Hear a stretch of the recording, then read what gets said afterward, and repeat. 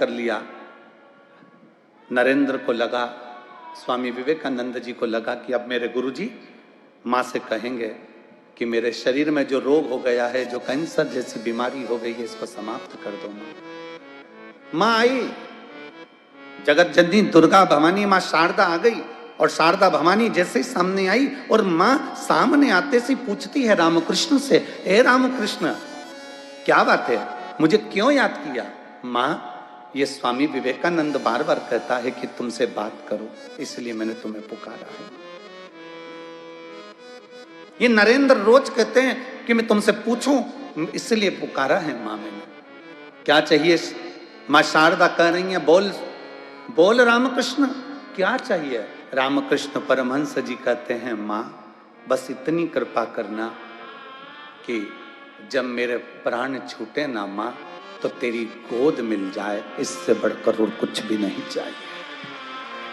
तेरी गोद मिल जाए, इससे बढ़कर और कोई सुख नहीं चाहिए, इससे बढ़कर कोई संपदा नहीं चाहिए। पर मां शारदा भवानी, मां दुर्गा भवानी ने कहा, मां शारदा ने कहा, नरेंद्र ने तो तुमको कहा था, स्वामी विवेकानंद ने तो तुमसे कहा था कि तुम्हें जो रोग हो गया है, जो बीमारी हो गई है, वो बीमारी समाप्त करने का मांगना। पर रामकृष्ण परमहंस तुमने वो मांगा नहीं। रामकृष्ण परमहंस जी कहते हैं, मां मैं जानता हूं, अगर आज मैंने तुमसे रोग समाप्ति मांग भी ली ना मां, और तुम मुझे ठीक भी कर देगी ना मां, पर अगला जन्म मुझे फिर लेना पड़ेगा और अपने कर्म का भोग फिर भोगना पड़ेगा, इसलिए एक बार भोग कर चले जाऊंगा।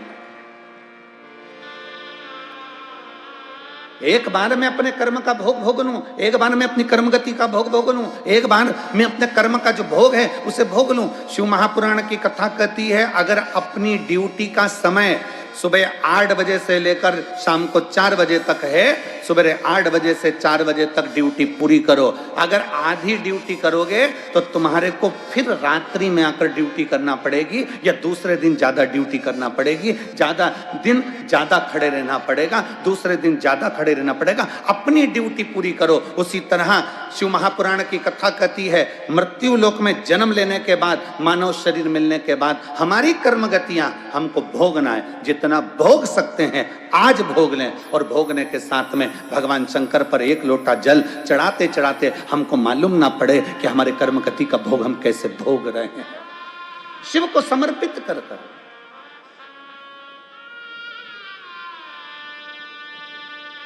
शिव को देते हुए।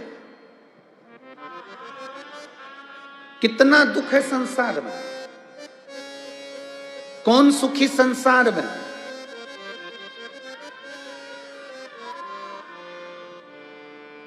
धन का बिस्तर मिल जाए पर नींद को तरसे नहीं, धन का बिस्तर मिल जाए पर नींद को तरसे,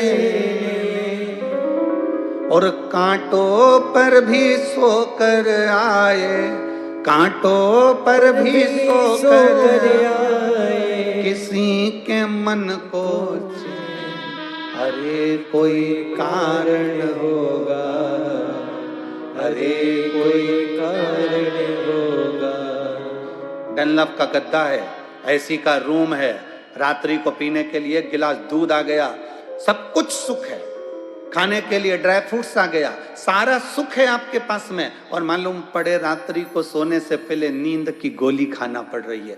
शिव तत्व कहता है, शंकर भगवान की कथा कहती है, दुनिया का सबसे सुखी व्यक्ति कौन सा है? तो शिव महापुराण की कथा कहती है, दुनिया का सबसे सुखी व्यक्ति वो है जिसके सोने वाले कमरे में, जिस कक्ष में वो सोता है, उस कक्ष में कोई टेबलेट नहीं, कोई दवाई नहीं, कोई विक्स नहीं, कोई बाम नहीं, समझ लेना दुनिया का सबसे सुखी व्यक्ति। जिसके सोने के कमरे में, विश्राम के कमरे में भी अगर दवाइयां रखी हुई है, सोने के कमरे में अगर टेबलेट रखी हुई है, सोने के कमरे में दवाइयां खाकर रात्रि को सोना पड़ रहा है, दवाइयां लेकर अपने रात्रि का विश्राम करना पड़ रहा है, तो समझ लेना कि दुनिया का आप सुखी व्यक्ति नहीं हो। प्रथम सुख, जम के बोलो, निरोगी काया। जरा जम के बोलो, प्रथम सुख निरोगी काया। सो रहे हो, बाजू में दवाई रखी है, सो रहे हो, बाजू में बिल्कुल गोलियां रखी हुई है, टेबलेट रखी हुई है, खाए बगैर नींद नहीं आती, पाँव दुख रहा है उसकी टेबलेट खा ली, सिर दुख रहा है उसकी टेबलेट खा ली, पेट दुख रहा है उसकी टेबलेट खा ली, जरा सी घबराहट हुई उसकी टेबलेट खा ली, बीपी ऊंचा नीचा हो रहा है उसकी टेबलेट खा ली, शुगर ऊंची नीची हुई उसकी टेबलेट खा ली। दुनिया का सबसे सुखी व्यक्ति वो है जिसके सोने वाले कमरे में कोई टेबलेट नहीं, कोई दवाई नहीं, कोई औषधि नहीं, वो दुनिया का सबसे सुखी व्यक्ति है। वरना कमा तो रहे हो, भरी जवानी है, 4-4 दुकानें चला रहे हो, भरी जवानी है, बहुत अच्छी नौकरी कर रहे हो, भरी जवानी है, खूब कमाया, 60-70 हजार, 1 लाख 2 लाख 5 लाख रुपए महीना भी कमाया, और मालूम पड़े कि घर में कभी पत्नी बीमार पड़ रही, कभी बच्चे बीमार पड़ रहे, कभी माँ बीमार पड़ रही, कभी पिता बीमार पड़ रहा, और मालूम पड़े कमाया हुआ सारा धन बीमारी में लगता जा रहा है, तो विचार करना कि वो कमाई का क्या फल मिल गया। प्रथम सुख है निरोगी काया।